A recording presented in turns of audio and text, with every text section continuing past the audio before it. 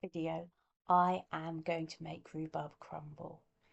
I'm very enthusiastic about self-sufficiency. Although I live in a three-bed semi in a small town in the south of England, my garden is very small. I do like to grow a few vegetables. I find this very relaxing. So here I am, picking the rhubarb and carefully choosing some stems. This rhubarb's been in the garden a couple of years.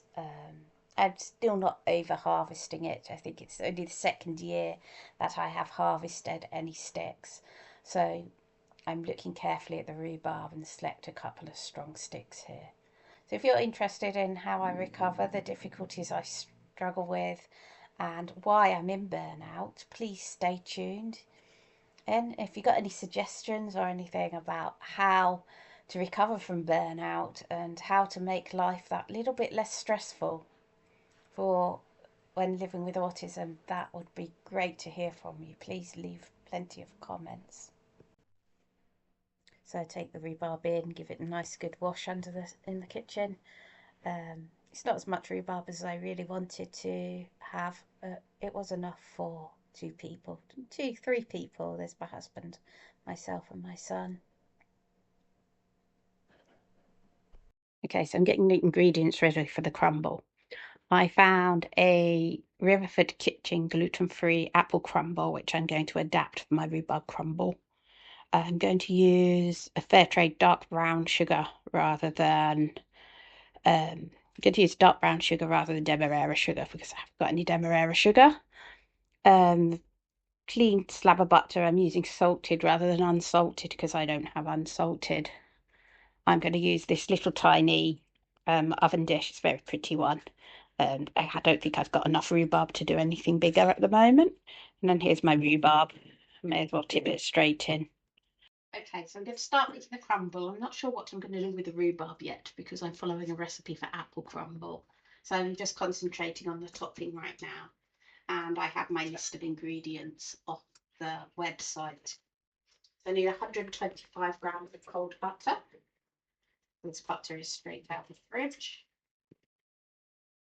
And you usually find with these slabs about 1 centimetre is 1 centimetre is 50 grams. So I'm just going to guess like 1 centimetre, 2 centimetres and a quarter.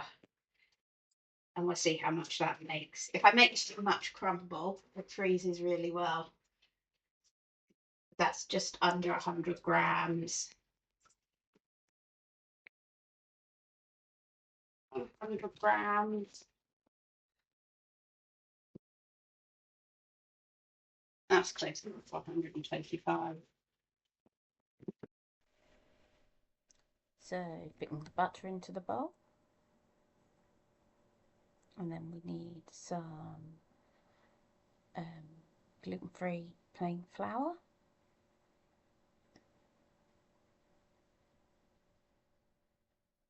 I need some gluten-free porridge oats.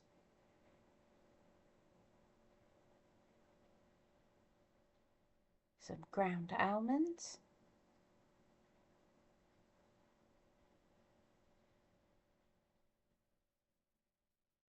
Using the scoop out the flour for the almonds.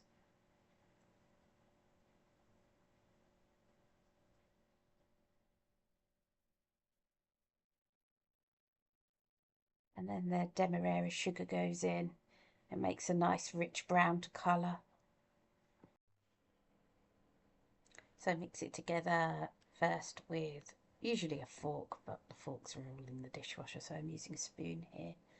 I mix it as much as I possibly can with the spoon because I really do not like the texture when I'm cooking anything with butter. I don't like to touch butter. Okay, so I've just washed my hands again, and now I'm really trying to make breadcrumbs. I don't particularly like the texture doing this, so I've done as much as I can before putting my hands in. I'm just really just squashing the butter in where squashing the butter in. I think you're supposed to do it. My mother always used to say you just crumble like this. I'm not sure really works, and all the butter sticking to me if I don't like it. Yeah.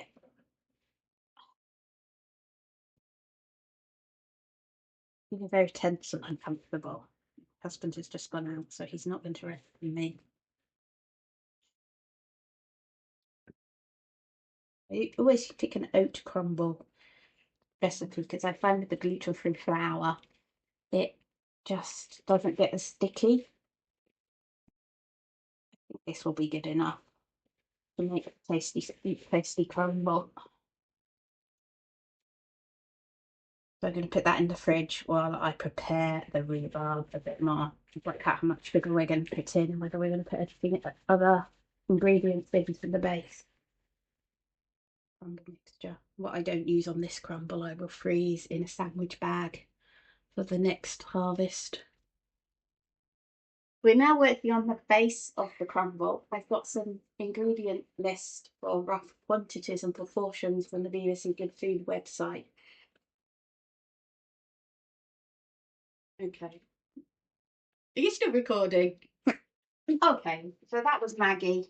Billy keeps coming in the videos, but it's Maggie that makes all the noise. So, I think about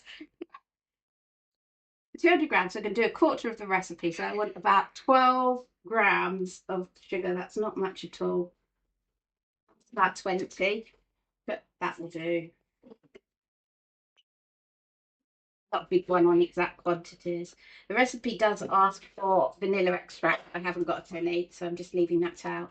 It asks for flour. I think that's quite an important ingredient because it will help absorb any extra liquid. So I am going to use, I'm not using corn flour because it's usually got gluten in. So I'm just going to use a spoonful of plain flour I used in the top because that will just help thicken things.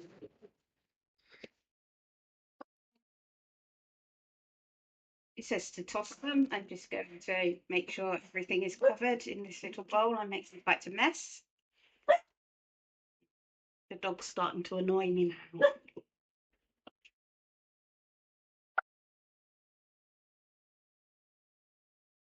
Put a few handfuls of crumble on the top. Nice good poaching.